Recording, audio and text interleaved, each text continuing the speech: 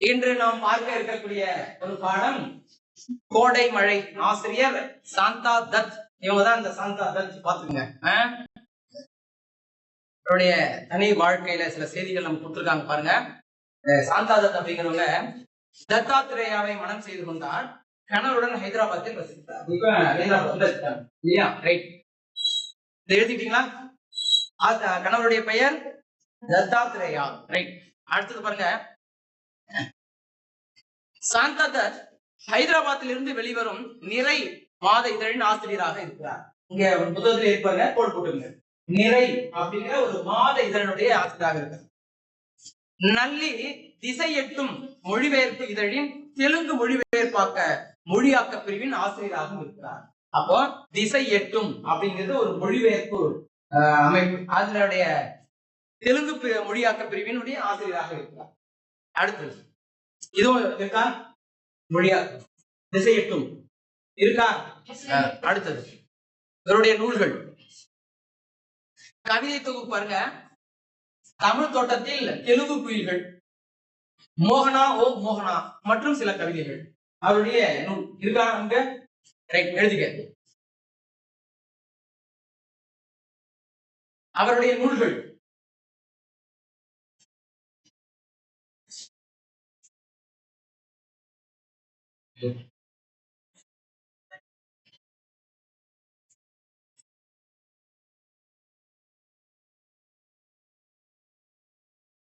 சிறுகதை தொகுப்புன்னு பாத்தீங்கன்னா உயிர்ப்பு, எல்லைகள், இவர்கள், வாழ்க்கை, காடு, இதெல்லாம் அவருடைய நூல்.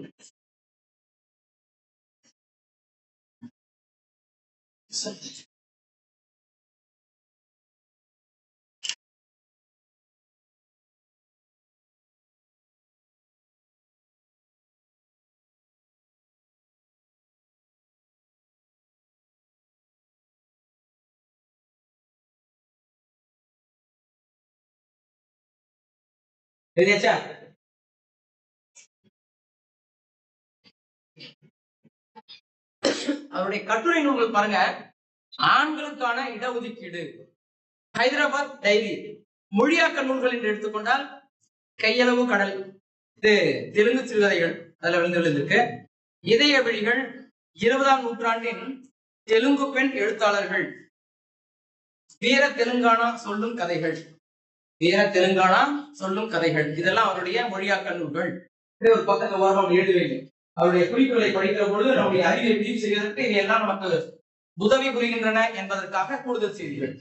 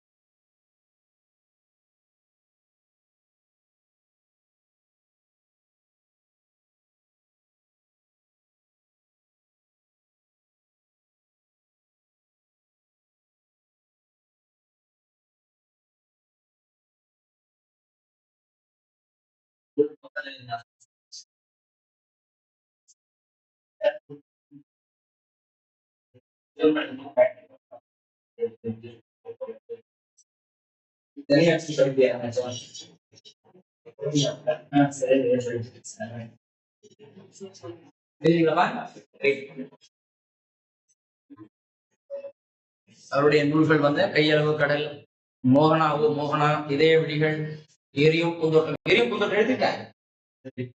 எரியும் பூந்தோட்டம், எரியும் பூந்தோட்டம் தான் இல்ல, எழுதிக்க. நூல்கள் எழுதி பாருங்க. கவிதை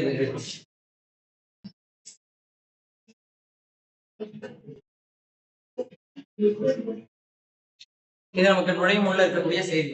நூல்வெளியில நூல்வெளியில சாந்தாத காஞ்சிபுரத்தை சேர்ந்த பெண் படைப்பாளர். இந்த காஞ்சிபுரம் மட்டும் கொடுக்க காஞ்சிபுரம் கோடை மழை என்னும் இச்சிறுகதை இலக்கிய சிந்தனை அமைப்பின் சிறந்த சிறுகதைக்கான விருதை பெற்றது. இவர் தற்போது ஹைதராபாத்தில் வசிக்கிறார். முன்னாடி பார்த்த அந்த செய்தி இல்லையா? சிறுகதை, கட்டுரை, மொழிபெயர்ப்பு என இலக்கிய துறைக்கு தன் பங்களிப்பை செய்து வருகிறார். இப்பொழுதும் பல விருதுகளை பெற்றுள்ள இவர் ஹைதராபாத்தில் வெளியாகும் நிறை என்கிற மாத இதழினுடைய ஆசிரியராக உள்ளார்.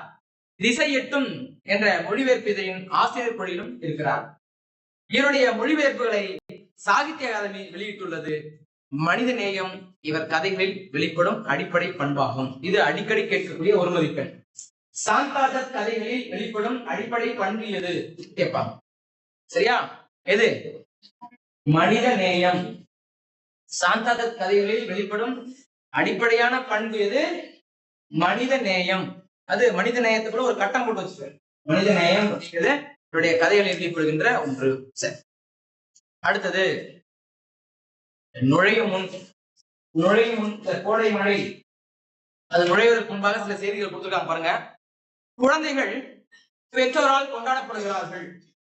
பெற்றோர் என்ற சொல்லே பேறு பெற்றோர் என்ற பொருள் கொண்டதுதான் எனலாம். தாய் தந்தை இல்லாத ஏதிலை குழந்தைகளின் நிலை மிக கொடியதாகும். அக்குழந்தைகளை ஏற்று வளர்க்கும் மனித பண்பு வரவேற்கப்பட வேண்டிய ஒன்று. பிள்ளைகள் இல்லாத முதியோர்களும் இத்தகைய ஏதிலை நிலையில் தவிப்பவர்கள் தான். அவர்களையும் ஏற்று அரவணைப்பவர்கள் மனிதத்தை மேம்படுத்துபவர்களே என்று இந்த நுழைவு செய்தியில சொல்லப்பட்டிருக்கு. அப்ப பெற்றோர்கள் இந்த பேரு பெற்றவர்கள் சொல்றாங்க. பேருனா 16 செல்வங்களும் பேரு நம்ம சொல்றது மாதிரி இவங்க இந்த குழந்தை செல்வத்தை பெற்றவர்களும் பேர் பெற்றவர்களாக கருதப்படுகிறார்கள். செல்வத்தை பெற்றவர்களாக கருதுகிறார்கள்.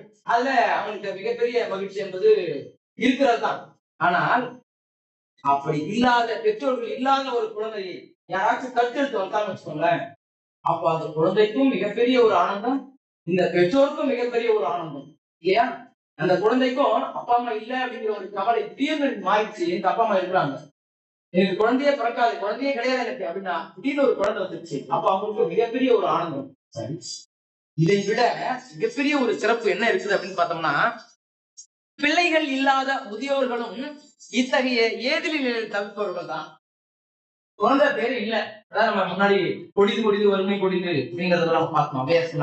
கொடிது வறுமை கொடிது, அதினம் கொடிது, இளமையில் வறுமை, அதனும் கொடிது ஆத்மனால் கொடு நோய் அப்படின்னா தாய் தந்தை இருக்காங்க. ஆனா அவங்களுக்கு வந்து குழந்தைகள் இல்லை அப்படின்னு சொல்ல, அந்த ஒரு ஒரு மூத்த தம்பதியர் இருக்காங்க, அவங்களுக்கு குழந்தைகள் இல்லை. கடைசி காலத்துல 2 பேருமே நடை கலந்து மூன்றாவது காலாக ஒரு கோலை ஊங்கி நடக்கிறாங்க. அப்படிப்பட்ட சூழல்ல அவங்க கொஞ்சமா கடந்து படுத்த படுக்கையா மாறிடுறாங்க. இப்ப பக்கத்துல தான் இருக்க ஒரு கோலையில ஒரு கவலையில தண்ணீர் இருக்குது. அவங்க வந்து குடிக்கக்கூடிய அளவுக்கு அவங்க கையில தெம்பு இல்லை. பிள்ளைகள் பெற்றெடுத்திருந்தால் அந்த பிள்ளைகள் வந்து அவர்களுக்கு உதவி செய்திருப்பார். இப்போ பிள்ளைகள் இல்லை. இப்போ இந்த நேரத்தில் இவர்களுக்கு வருகின்ற நோய் கொடிதிலும் கொடிது அப்படின்னு அவையா சொல்லிருப்பாங்க. ஆச்சுனார் கொடு நோய். அதை விட கொடுமையான விஷயம் என்ன தெரியுமா? அதுக்கப்புறம் சொன்னாரு, அன்பில்லா பெண்கள். அன்பில்லாத பெண்கள் இந்த கொடுமையான விஷயத்தை விட கொடுமையான விஷயம். அது ஒரு குடும்பத்தை அதிகாரம் போயிட்டாங்க, அன்பு இல்லைன்னு சொன்னா அந்த குடும்பம் வேங்கிற மாதிரிதான். அதை விட கொடுமையான விஷயம் ஒன்று அவங்க சொல்றாங்க. அவங்க யாரு அவங்க ஒரு பெண் தான். அதாவது பாம்பிற்கால் பணம்பரிங்கிற மாதிரி ஒரு பெண்ணோட மனசு ஒரு பெண்ணுக்கு தான் தெரியும் அப்படிங்கிற மாதிரி அவங்க அற்புதமா சொல்லிட்டு போயிட்டாங்க. அடுத்த விஷயம்னா பாராங்களத்தையே காலங்களே பாருங்க. அதாவது அன்பிலா பெண்ணே கொடுமையான விஷயம். அதனினும் கொடிது அவர் கையால் இன்புற உண்பது தானே. அன்பில்லாம ஒருத்தருக்கு போய் சாப்பாடு போட்டுன்னு வச்சுக்கேன், இதுதான் உலகத்திலேயே மிக கொடுமையான ஒரு விஷயம். அது அவங்களுக்கு தெரிஞ்சு போச்சு வச்சுக்கிறேன், அதுதான் அவங்க நரகம். அன்பு இல்லாமப்பா இவங்க வந்து சாப்பாடை போட்டு இருக்காங்க தெரிஞ்சா அது ரொம்ப கொடுமையான ஒரு விஷயம். இவங்க அன்பு இல்லாம என்ன செத்துரும் உங்களுக்கு, நீ செத்தாமலும் செத்துரு, அது சாப்பாடு சாப்பிடாதுன்னு நான் சொல்லுவேன்.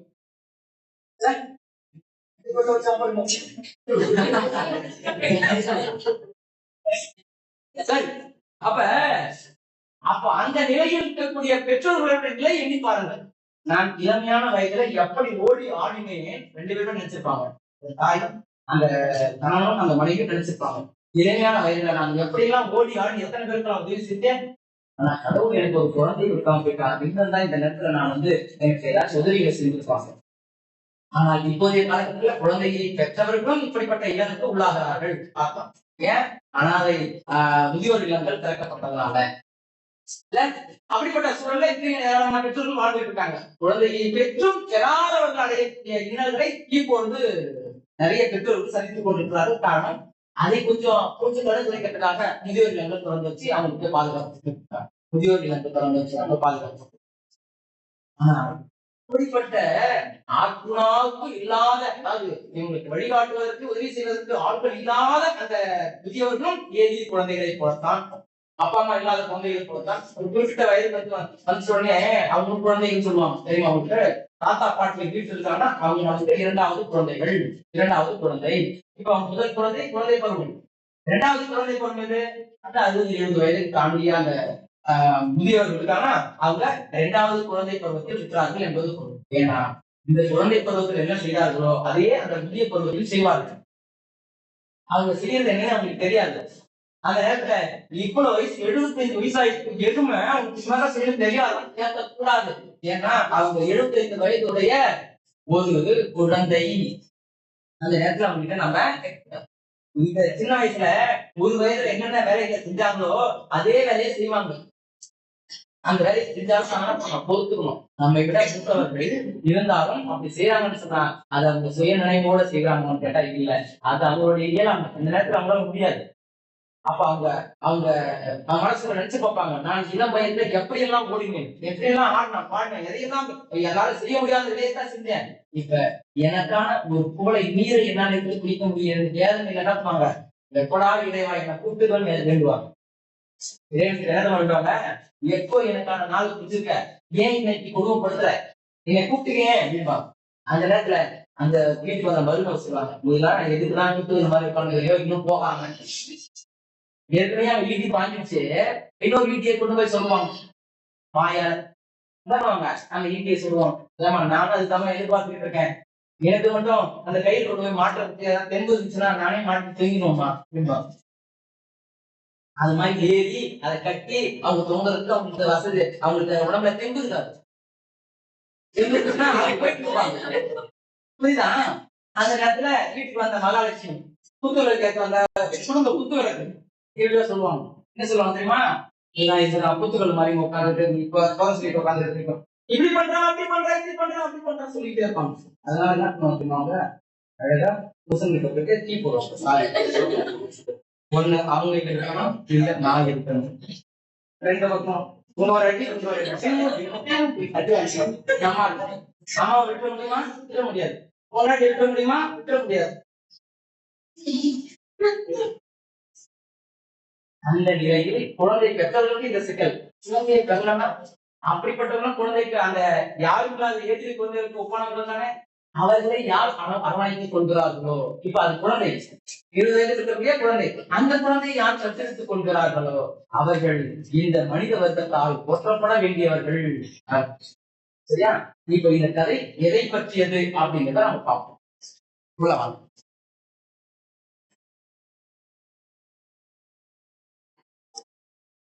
நீதாமா அது ஏந்துமா.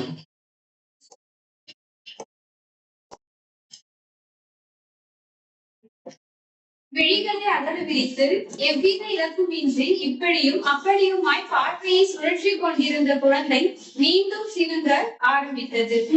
ஏதாச்சும் ஒரு சொல் எல்லா பேச்சு வழக்கமா இருக்கு, எங்க சொன்னா இப்படி நான் விட்டு விட்டு அழுது கொண்டிருக்கிறது அரைமணிக்கும் மேலால். பசியா காய்ச்சல் அசதியா தெரியவில்லை. காய்ச்சல் அசதியா தெரியவில்லை.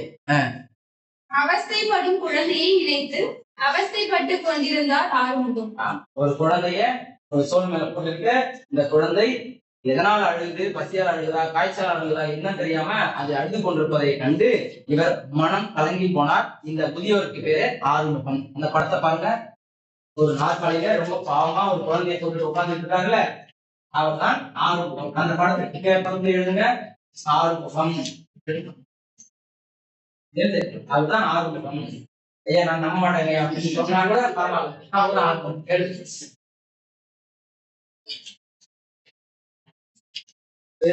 அவர்தான் ஆறுமுகம்.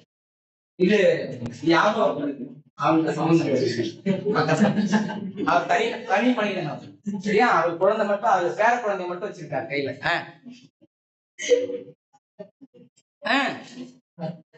குழந்தைக்கு 2 விழுந்து தீ தண்ணீர் புகட்டி தானும் குடித்தால் வறண்ட தொண்டைக்கு இதமாக இருக்கும். தீவிற்கும் பயனை உள்ளே விட மாட்டார்கள். வெளியே சென்று முடித்துவிட்டு வரவும் துணிவில்லாமல் இருந்தது. இடம் பறி போய்விடும் எனும் பயம். போட்டு செல்லும் மேல் துண்டை தள்ளிவிட்டு அடாவிடித்தனமாய் ஆக்கிரமித்துக் கொள்ளும் பொறுமை பறி போயிருந்த ஜனம். அப்ப எங்க நடக்குது அப்படிங்கிறது ஒரு சிக்கலாவே இருக்கணும் இல்ல? நீங்க இது வந்து ஒரு ஏழ்மையான குடும்பத்தை சார்ந்தவர் போயிட்டு அரசு மருத்துவமனையில வரிசைகளா நிக்கிறாரு. அந்த குழந்தைக்கு சரி பார்க்கறதுக்காக, குழந்தைக்கு வைத்தியம் பார்ப்பதற்காக வரிசையில் நிக்கிறாரு. ரொம்ப நேரமா சீக்கிரமா போனாதான் நம்ம முதல்ல போய் பார்த்து தரலாம். இல்லைன்னா அந்த அரசு மருத்துவமனையில கூட்டம் அதிகமா இருக்கும். அதனால என்ன பண்ணுவோம், பெருசா இருக்கும் வரிசை வந்து ரொம்ப தூரத்துக்கு போயிடும், பார்க்கறதுக்கு ரொம்ப நேரம் ஆகும். அதனால சீக்கிரமா வந்து நின்னாரு. அப்பயும் மக்கா ஏராளமா நிற்கிறாங்க. சரி, சீக்கிரமா வந்ததுனால இவருக்கும் பஸ் விட்டு அந்த குழந்தைக்கும் ஏதாச்சும் கொஞ்சம் டீ தண்ணி ஏதாச்சும் கொடுத்தா, டீ தண்ணியா ஒரு டீ ஏதாச்சும் ஒண்ணு கொடுத்தா கொஞ்சம் அதுக்கு பசி தாங்காம இருக்குமே அப்படின்னு சொல்லிட்டு, பசி தாங்குமே அப்படின்றத அங்கிருந்து தினமலான்னு பாக்குறாரு. பார்த்தா அடுத்த நாள் வந்து நின்றுக்குவான். திரும்ப வந்து நான் தான் நின்று சொன்ன வச்சுக்கேன் அனுப்புவான். அதெல்லாம் முடியாது, போய் பின்னாடி வாயான்னு மிரட்டவனே பயந்துட்டு திரும்ப அந்த குழந்தையும் தட்டி விட்டு கொஞ்சம் கொஞ்சம் சொல்லிட்டு இருக்காரு. வரிசையிலே நிற்கிறாரு. அரசு மருத்துவமனையில அந்த குழந்தைக்கு வைத்தியம் பார்ப்பதற்காக வரிசையிலே நிற்கிறாரு. ரைட். யாரு அந்த தாத்தா? ஆறுமுகம் தாத்தா. வெடித்தும் பிடியாதுமாய் பரபரத்து ஓடி வந்தும் பயனில்லை. கூட்டம் சேருவதற்கு முன் வந்துவிட வேண்டும் எனும் அடுத்தவர்களுக்கும் இருக்காதா என்ன என்று எண்ணியபடி குழந்தையை தோளில் சாய்த்து சமாதானப்படுத்த முயன்றார். நாம எப்படி சீக்கிரம் வந்தா முதல்ல போய் நின்னலாம் நினைக்கிறோமோ, அதே மாதிரிதானே மொத்த பேர் நினைச்சிருப்பாங்க. அதனால எல்லாருமே சீக்கிரம் வந்துட்டாங்க. இந்த டிஏவி ஒரு ஸ்கூல்மா, நான் நிறைய பார்த்து செய்தி கோபாலபுரத்தில் அந்த பள்ளிக்கு இரவு 11 மணிக்கு காலையில 9:30 தான் வந்து அப்ளிகேஷன் தருவாங்க ஸ்கூல்ல வந்து சேர்றதுக்காக. இரவு 11 மணிக்கு அந்த வருமானம் நடக்கிற போது பெற்றோர்கள் வரிசையா 1 கிலோமீட்டர் வரிசை அளிக்கிறாங்க. அந்த பள்ளிக்கூடத்தை அப்ளிகேஷன் வாங்கிட்டாங்க. ஏன்னா அந்த சுத்து பக்கத்திலே சிறந்த பள்ளியில அதுவும் அந்த பள்ளியில 5 கிலோமீட்டர் இருக்கக்கூடிய பெற்றோர்கள் தான் எடுத்துக்குவாங்க. அவங்க தான் எடுத்துவாங்க. பெற்றோர் படிச்சுக்கோ, அதாவது பெற்றோர்னா கணவன் மனைவி 2 பேரும் படிச்சுக்கோ, வீட்டுக்கு அளவுக்கு இந்த தொகையை அவங்க வாங்கியிருக்கணும், சம்பளம் வாங்கணும், அவங்க தான் சேர்த்துவாங்க. இப்படிப்பட்ட ஏராளமான கட்டுப்பாடுகள் இருக்கு. ஆனாலும் இந்த கட்டுப்பாடுகள்லாம் பெரும்பாலும் சொல்லிட்டு வந்து வாங்குறதுக்காக இருக்கிறாங்க. எதுக்காக சொன்ன அப்படின்னு பார்த்தோம் சொன்னா, முன்னாடி வந்தா சீக்கிரமா நமக்கு கிடைச்சிடும் அப்படின்னு வந்து என்ன பண்ணாங்க, ஒருத்தர் 5 மணிக்கு வந்து பார்த்தாங்க. மறுநாள் காலையில சீக்கிரமா காலையில 5 மணிக்கு வந்தவங்க பார்த்தாங்க. ஆனா இன்னைக்கு போனாங்க 12 மணிக்கே போறேன். 12 மணிக்கு நிறைய பேர் இருப்பாங்க. சாயந்தரத்துல இருந்து 5 மணில இருந்து இருக்கிறேன். சாயந்தரம் 5 மணில இருந்து மறுநாள் காலையில 9 வரைக்கும் அதே இடத்துல நிற்கணும். அப்ப பெற்றவர்கள் அந்த இடத்துல இருக்கக்கூடிய பெற்றவர்கள் அந்த பிள்ளைகளுடைய கல்வியில எவ்வளவு அக்கறை எடுத்துக்கிறாங்க, அதுவும் இந்த படிதான் சேர்க்கணுங்கிற ஒரு அக்கறை எடுத்துக்கிறாங்க. ஏன் இந்த செய்தி அப்படின்னு பார்த்தோம்னா, நீ நினைக்கிற மாதிரியே மொத்த பேர் நினைச்சதுனால அந்த இடத்துல மொத்த பேர் கூட்டமும் நிற்குது. நம்ம சீக்கிரம் போனா நம்ம முதல்ல போய் நம்ம அந்த அப்படி வாங்கிடலாம் சொல்லி நினைச்சாங்க. மொத்த பேருமே அப்படிதான் நினைச்சாங்க. அதனால 1 கிலோமீட்டர் தான் வரிசை மாதிரி இங்கேயும் மருத்துவமனையில சீக்கிரமா போனா சீக்கிரமா பார்த்துடலாம் அப்படின்னு சொல்லிட்டு வரிசை வைக்க போனாங்க. ஆனா எல்லாரும் அதே மாதிரி நினைச்சதுனால என்ன, மொத்த பேருமே நிறைய பேர் அந்த நேரத்துல வந்ததுனால அங்கே கூட்டம் அதே மாதிரி பழைய இருக்கு. இது பழைய கதைகளை ஒன்று கேட்டுருக்காங்க. எல்லாருமே இந்த கோவிலுடைய கும்பாபிஷேகத்திற்கு, இந்த கோவிலுக்கு பாலாபிஷேகம் செய்வதற்கு ஊருக்கு ஒவ்வொரு வீட்டுக்கும் ஒவ்வொருத்தரும் வந்து ஒரு சொம்புல பால் கொண்டு வந்து இந்த குடத்துல பெரிய குடத்துல ஊத்திட்டு போகணும். இதுதான் மண்ணுடைய ஆணை அப்படின்னு சொன்னாங்க. அதுல ஒரு அம்மா மனைவி இப்ப சொன்னாலே அந்த மாதிரி ராட்சசி அங்க புருஷனை வந்து இருக்காங்க என்னன்னா தண்ணி வந்து மூடி வச்சா எல்லாம் மழை ஊற்றுவாங்க அப்படிதான் உனக்கு தெரியாது யாரும் தெரியாது அப்படின்னு ஐடியா இருக்கான் அந்த அம்மா. சரி இவனும் போய் ஊத்திட்டு வந்தான். எல்லாமே முடிஞ்சிட்டு சாயந்தரம் வந்து தண்ணி மாட்டேங்குது. மொத்தமா தண்ணி தான் இருக்கு, ஆளே இல்ல. மொத்தமும் தண்ணி தான் இருக்கு. ஏன்னா மொத்த பேரும் அதான் நினைச்சு ஊத்திடுவான். நீ நினைக்கிற மாதிரியே மொத்தம் நினைச்சா என்ன நடக்கும்? இந்த கூட்டம் அதிகமா இருப்பதற்கும் அதான் காரணம். நீ என்ன நினைச்சியோ அதேதான் மத்தவங்க நினைச்சாங்க. இந்த வீட்டுல இருக்கக்கூடிய பெண்மணி என்ன நினைச்சு தன்னுடைய கணவன் கிட்ட சொல்லி அடிச்சு உட்கார்ந்தாங்களோ அதேதான் இந்த ஊர்ல இருக்கக்கூடிய மொத்த பேரும் செஞ்சிருக்கான். அப்பதான் மனைவி ஒண்ணு புரிஞ்சிச்சு, ஐயோ இவங்களை கூட்டமா ஒரு வேலையை செய்யணும் இப்பதான் ஏமாத்துவாங்களோ அப்படின்னா மனைவி தெரிஞ்சு அதுக்கு வழிமுறைய மாத்தணும். புரியுதா?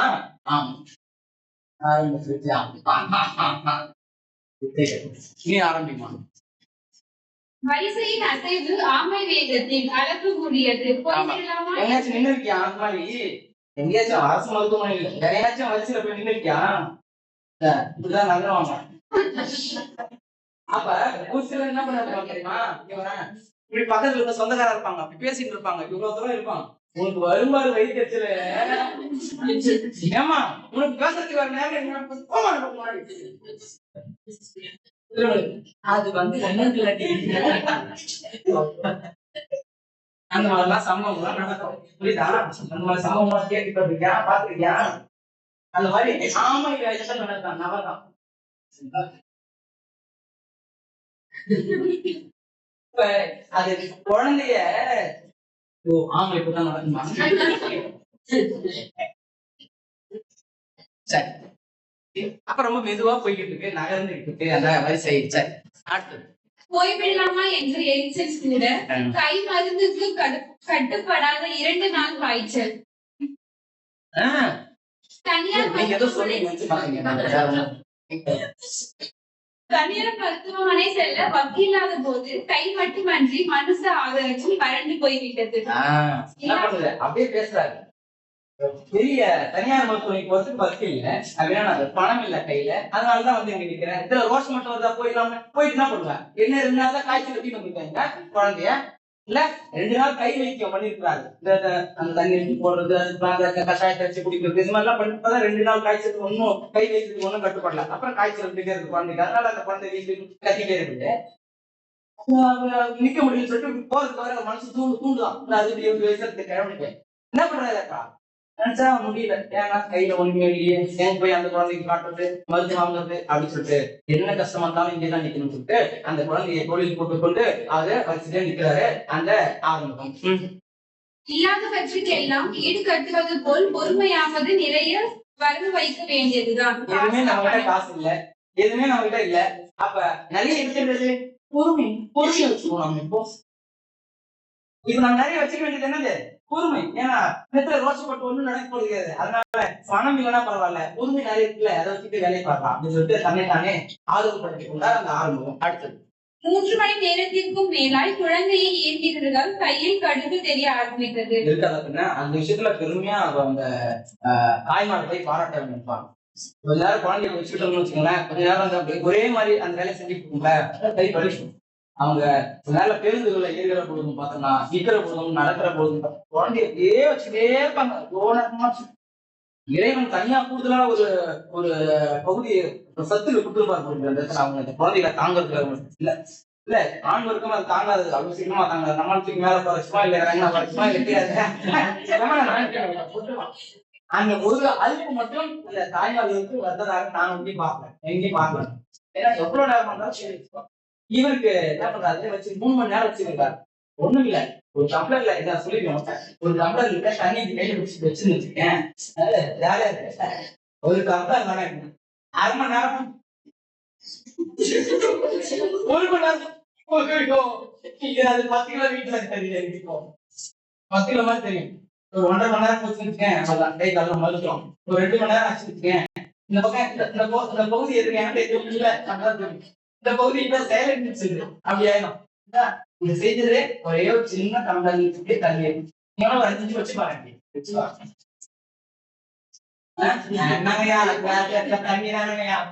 பாரு, சின்ன ஒரு சோதனை தானே, வச்சு பாரு. ஒரு 1/2 மணி நேரம் வச்சு பாக்கணுமா? தொலைக்காட்சியில பாத்துக்கிட்டு பண்ணிட்டு வருஷமா இருக்குல்ல, அதனால வச்சு பாக்கணும். அது லேசா அப்படி சுண்டி விடணும். அவதான் வேலையாடுறேன் அது சொல்லா தொடர்ச்சியா வச்சுக்கிட்டு சொன்னால 3 மணி நேரம் கை வலிக்குது அதிகமா. சரி, ஆரம்பிக்கிறேன். 3 மணி நேரத்திற்கு மேல் குழந்தையை ஏந்திருந்தால் கையில் கடுப்பு தெரிய ஆரம்பித்தது. சீட்டு வாங்கி கொண்டு உட்கார்ந்ததுதான் இடுப்பும் வலி தெரிவித்தது. கீழே உடம்பு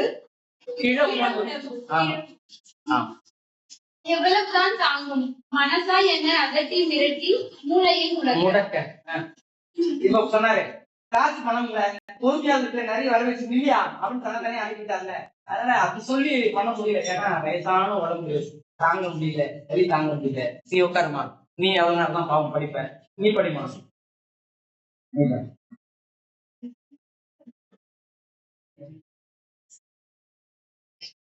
ஆயுதங்களை தயாராக எடுத்து வைத்துக் கொண்டாயா?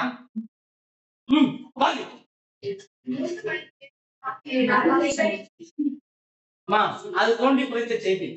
இப்ப அந்த செய்தியை படி.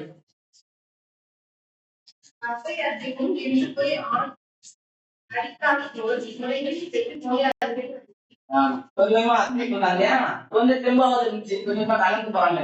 இப்ப அப்படியே நிற்காங்க, மொத்தம் நிற்காங்க. எட்டி பாக்குறானா நிக்கிறாங்க, எட்டி பாக்குறாங்க நிக்கிறாங்க. ஒரு பையன் நகல அப்படியே நிக்கிறாங்க. நாளைக்கு மாதிரி நிற்காங்க. அதே அடுத்தது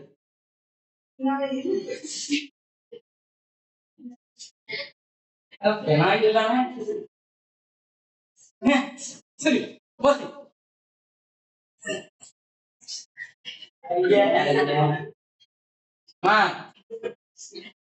இல்லனா நான் நடக்க தெரியும்.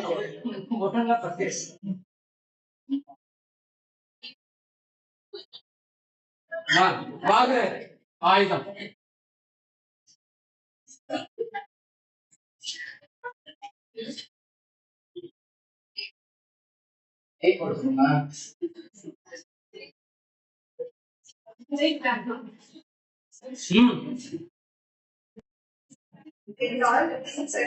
முதல்ல படிமா. வினாயில் டெட்டால் டிஞ்சர் வகையாராக்களின் வாசம்.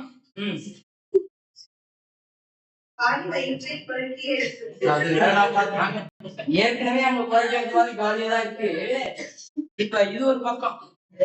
கருப்பு பெனாயில் பயன்படுத்த மாட்டீங்க. அது கலந்து போயிருக்கீங்களா? கருப்பு பெனாயில் ஒரு வாக்கு தெரியுமா? தெரியுமா? அது அரசு மருத்துவமனை மட்டும்தான்.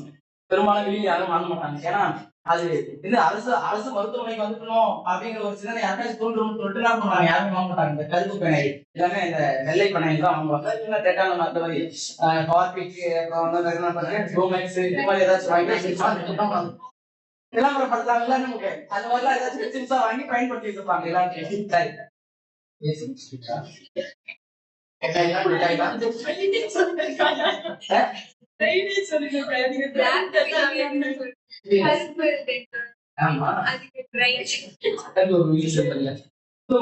பயன்படுத்தக்கூடிய ஒரு கிருமி நாசினி. அப்ப அந்த வாசனை எல்லாம் அது ஒரு மாதிரியான ஒரு வயிற்று பிரட்டுகிற ஒரு உபாயத்தை உருவாக்கிடும். அப்படி ஏற்கனவே அப்படி பிரச்சனை தான் இருக்கிறதுனால எல்லாம் தாங்க முடியல, நிற்கவும் முடியல. கால் வலிக்குது, கை வலிக்குது. ஏன்னா குழந்தை வச்சுக்கிட்டு நிற்க முடியல. கால் வலிக்குது, இந்த வாசனை வயிற்று வலிக்குது, வயிற்று பிரட்டு இப்படி எப்படி போறது என்னது? இத வாந்தி வர மாதிரி உணர்வுக்கு வாந்தி வராது. பாத்திருக்கியா? அனுபவிச்சிருக்கியா? ஒரு அப்படியே கொமட்டிக்கிட்டு வரும். நம்ம யாரும் இல்லாத வெளியே வருது ஒன்னும் இல்லையா? அப்படிப்பட்ட ஒரு சுத்துதலான ஒரு செயல்பாடு வயிற்றுக்குள்ள சுத்துது. காக்காது பாவம், அது வேற ரொம்ப நேரம் கஷ்டப்பட்டு என்னாச்சு அதுக்கப்புறம் பாவம் அதை கைகாட்ட முடியுமான்னு பாருங்க. அடிமா இருக்குது.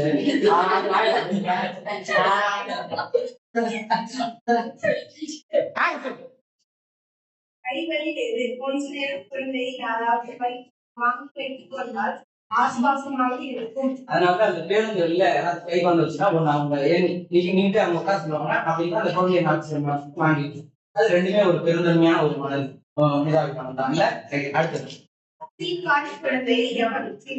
ஆமா, சீக்காளி குழந்தை நோய்வாய்ப்பட்ட அந்த குழந்தையை யாரு சொல்லுவாங்க? அது ஏதாச்சும் ஒரு முனைகிட்டே இருக்கு அந்த குழந்தை. அதனால யாருமே வாங்கி வச்சுக்க மாட்டாங்க. சிரிச்சுக்கிட்டு இருக்கு, விளையாடிட்டு இருக்கு அந்த குழந்தை. எல்லாருமே என்ன பண்ணுவாங்க, விளையாட்டு கொஞ்சம் நேரம் வச்சுங்க அப்படி விரும்புவாங்க வாங்குறதுக்கு. இப்ப இந்த குழந்தை ரொம்ப உடம்பு சரியில்லாம குழந்தைங்கிறதுனால யாருமே சீண்ட மாட்டாங்க அப்படிங்கிறத அது பெரியவர் வருத்தமா சொல்றாரு. அடுத்தது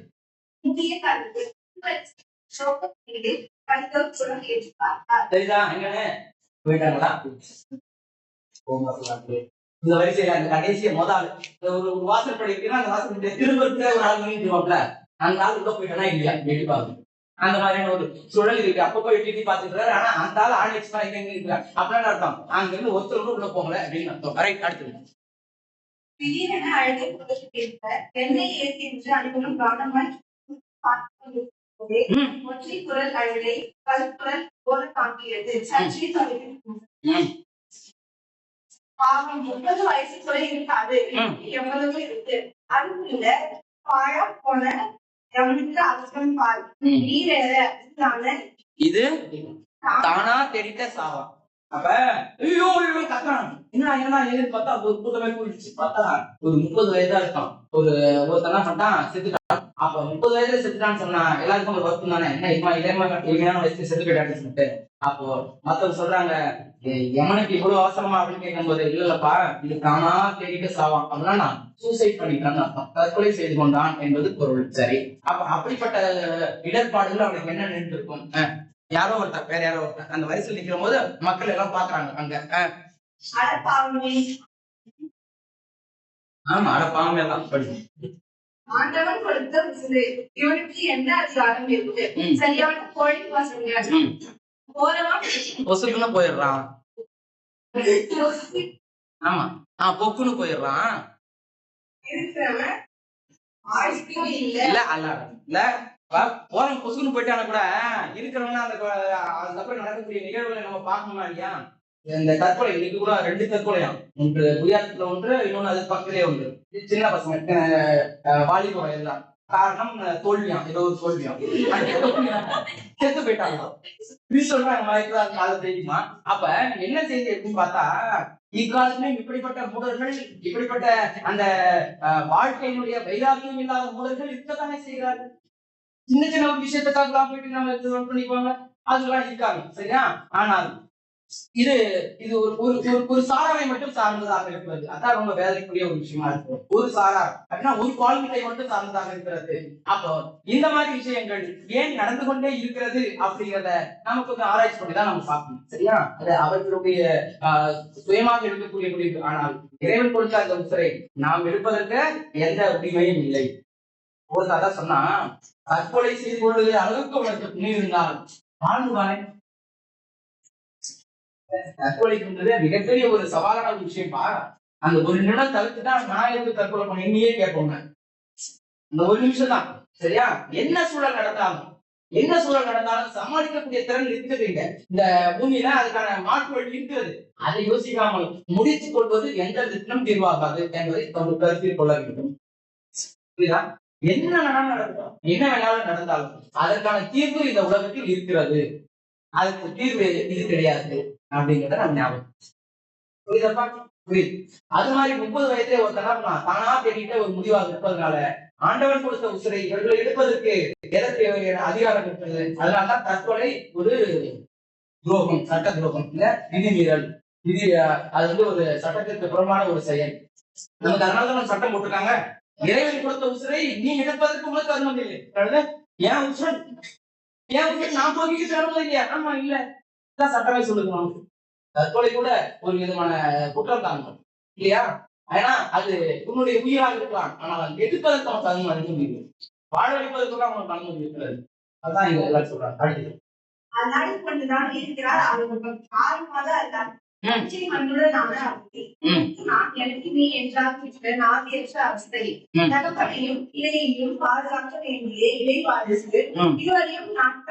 நட்டாத்துல யாரு இப்ப வச்சுக்கிட்டு இருக்க அந்த குழந்தை தன்னுடைய பேர குழந்தை. அப்ப இவருக்கு ஒரு மகன் இருந்தோம்ல, அந்த மகனுடைய மகன் தான் இந்த பேர குழந்தை. அப்படின்னா பேரன், தாத்தாவுடைய பேரன். அப்ப இடையில இருந்தவர் யார் எங்க போனாரு? தன் மகன் எங்க போனாரு? இவர்தான் தன்னுடைய பேர குழந்தையை வளர்த்துட்டு இருக்காரு. வேற யாருமே உங்க சொந்த பந்தமே யாருமே கிடையாது அப்படிங்கிற ஒரு வருத்தம். அப்படின்னா இவங்க மருமகன் எங்க, இவங்களுடைய மகன் எங்க அப்படின்னு பார்த்தா எல்லாருமே இறந்துட்டாங்க. சரி, எப்படி இருந்தாங்க சொல்றாரு.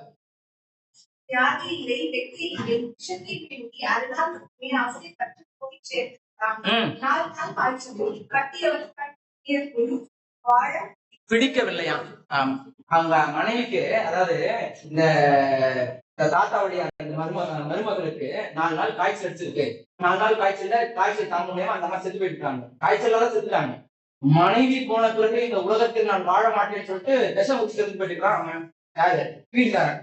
சரி, சாகுக்கு முன்னாடி யோசிச்சுக்கோங்களேன், அந்த குழந்தை ஒண்ணு இருக்கு, அந்த குழந்தைக்காக வாழணும்னு சொல்லிட்டு ஒரு எண்ணம் வந்துருக்கணும்ல அவனுக்கு. அதான் கிட்டாரு. அந்த குழந்தைக்காக கூட வாழணும்னு இல்லாம இவன் பொசுக்குன்னு பொண்டாட்டிக்கு மேல வச்ச பாசத்தினால பொண்டாட்டி செத்து விடாதுக்கு ஒரு இவன் விஷயத்த குடிச்சு 6 நாள் வீட்டுக்கு செத்து போயிருக்கான். அந்த குழந்தைய யார் பார்த்துக் கொள்வது அப்படிங்கிற ஒரு சிந்தனை இல்லாம செத்து போயிட்டு வருத்தப்படுறாங்க. இப்ப அந்த வரிசை நின்றுட்டு, ஏன்னா அங்கே அது 30 வயசுல ஒருத்தர் செத்து போயிட்டாரு இல்லையா, அதை நினைச்சிட்டு இருக்கும்போது இப்படிப்பட்ட ஒரு சிந்தனை இவருக்கு வருது.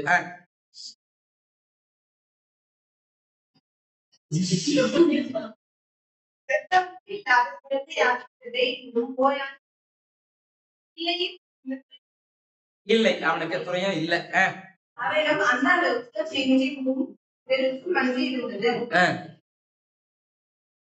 நெஞ்சு கூட்டில்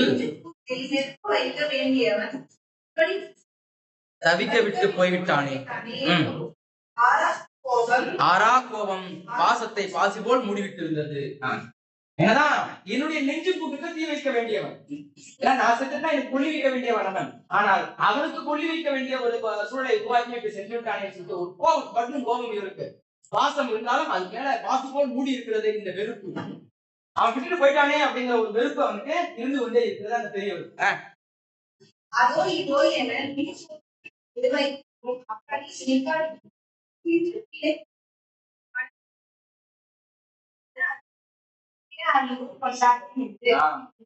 அப்பனை பாக்கலாம் தேவைடா, அப்பனை சாக போறான் விட்டு இந்த பிஞ்சு குழந்தை அதை நினைச்சுக்காத உயிர் வாழ்ந்தா முன்னாடி.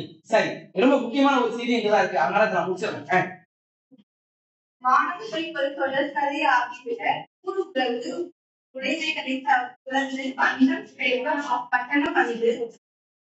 பிழைப்புக்கு ஏதோ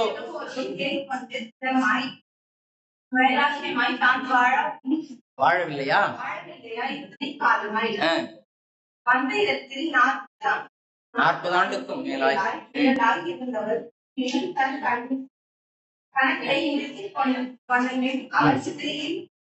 விடவில்லை.